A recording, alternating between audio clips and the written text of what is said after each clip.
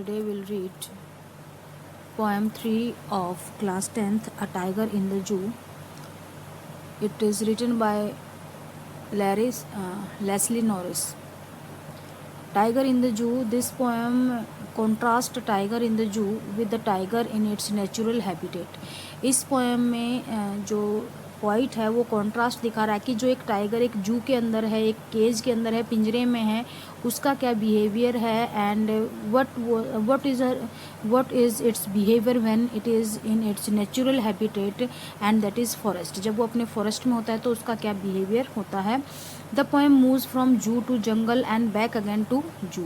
ये पोएम पहले जू में जो केज में है, पिंजरे में बंद है टाइगर, उसके बारे में बताता है और फिर ये सजेस्ट करता है कि किस तरह से it should behave when it is in forest. और फिर वापस ये जू में आ जाती है पोएम और उसमें बताती है कि now the tiger is in the cage and how it behaves here.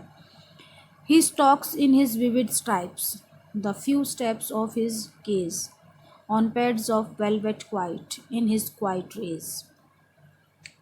Here the poet says that he stalks in his vivid stripes. Vivid means clear. Stalks means he is walking through the cage in anger. वो उसी अकड़ के साथ, उसी गुस्से के साथ जो है अपने उस पिंजरे में बंद है एक टाइगर, और उस अपनी जो क्लियर नज़र आ रही हैं, उसकी बॉडी के ऊपर जो स्ट्राइप्स नज़र आ रही हैं, उन स्ट्राइप्स के साथ ही stalks in his vivid stripes the few steps of his cage. उसका जो केज है, जो पिंजरा बहुत बड़ा नहीं है, उसी पिंजरे में वो बड़ी अकड़ से चलता है, कुछ कदम चलता है. On pads of velvet quiet in his quiet rage. Quiet की रेपिटेशन हुई है क्वाइट वर्ड्स की यहाँ. एक क्वाइट जो कॉन्ट्रास्ट कर रहा है वेलवेट पैड से और दूसरा कॉन्ट्रास्ट कर रहा है रेज से. यहाँ पर है कि जो मखमली गद्दा है, मीन्स उसके जो पाज हैं वो बहुत तीखे हैं, जो कि जंगल में बहुत तीखे होते हैं. यहाँ पर उसको ये एक मखमली गद्दे के ऊपर अपना क्वाइट आराम से चल रहा है. इन हिज क्वाइट रेज, अपने शांत गुस्से के साथ, मीन्स अंदर उसके अंदर बहुत ज़्यादा गुस्सा भरा पड़ा है. उस गुस्से के साथ अब वो उस मखमली गद्दे के ऊपर इन द केज वो अकड़ कर चल रहा है अपनी क्लियर स्ट्राइप्स के साथ, जो आसानी से दिखाई दे जाती है, साफ दिखाई दे रही हैं through the cage. He should be lurking in shadow, sliding through the long grass near the water hole where plump deer pass. He should be lurking in shadow, कि वो कहीं छाया में, लर्किंग मीन छुपे हुआ, बैठा होना चाहिए. Sliding through the long grass, लंबी घास जो है उसमें से थोड़ा सा स्लाइड करे. नियर द वाटर हॉल, जो वाटर एरिया है उसके पास से. वेयर प्लम्प डियर पास, जहाँ से एक प्लम्प मीन्स फैट डियर, हिरन पास होता है, गुजरता है. यहाँ पर द पोइट अगेन, जो ये टाइगर था बंद था एक कैज में, एक पिंजरे में, और पोइट फिर से उसे दिखाता है कि वो एक पिंजरे के अंदर किस तरह से अकड़ कर चल रहा है. उसी कुछ पिंजरे के अंदर थोड़ा सा जो एरिया है, बट अगर वो अपने नेचुरल हैबिटेट में वहाँ जंगल में हो तो वो क्या करेगा, मीन्स एक छिपा हुआ बैठेगा किसी छाया में.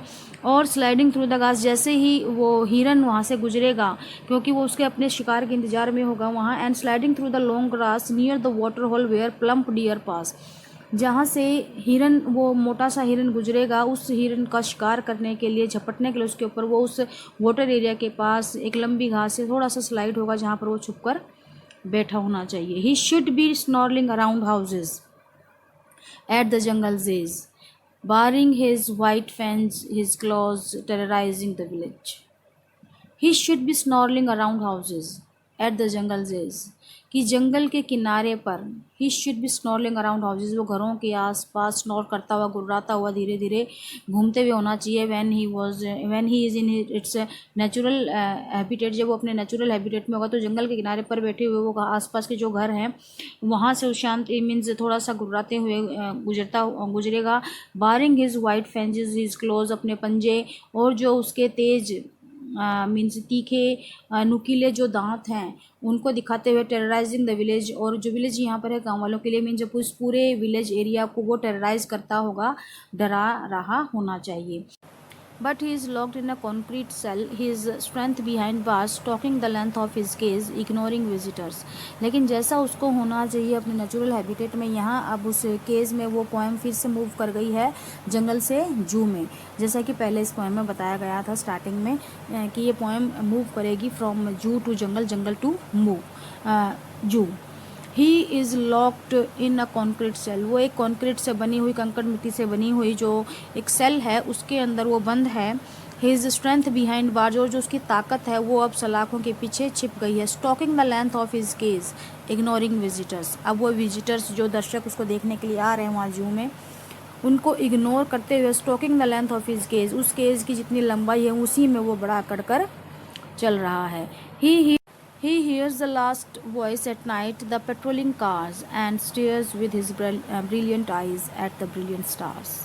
He hears the last voice at night, the patrolling cars. Patrolling car जो वहाँ पर रात को घूमती रहती हैं कारें जू में देखने के लिए, केयर करने के लिए, उस कार की आवाज़ को वो लास्ट कार की जो आवाज़ है उसको वो सुनता है पिंजरे के अंदर। And stairs with his brilliant eyes, और अपनी चमकीली आँखों से देखता है एट द ब्रिलियंट स्टार्स, उन बाहर चमकते हुए तारों को। तो यहाँ पर फिर से रिपीटेशन हुए ब्रिलियंट वर्ड की, जो कॉन्ट्रास्ट दिखा रहे हैं आइज़ और स्टार्स में, दोनों में कॉन्ट्रास्ट दिख, चमकीली आँखों से वो चमकीले तारों को देखता है, जो कि एक चमकीले क्या आँखें कहाँ हैं, पिंजरे के अंदर, और जो स्टार्स है चमकते हुए वो पिंजरे के बाहर है। इस कॉन्ट्रास्ट को यहाँ पर ये राइटर दिखाना चाह रहा है। So class, this poem is completed. Your work is to watch the video carefully, and the poetic device which is used in this poem is only an imaginary and nothing else. Repetition is there of two words, quiet and brilliant. Watch the video carefully, share, subscribe and comment in comment box, and like. Thank you. Have a nice day.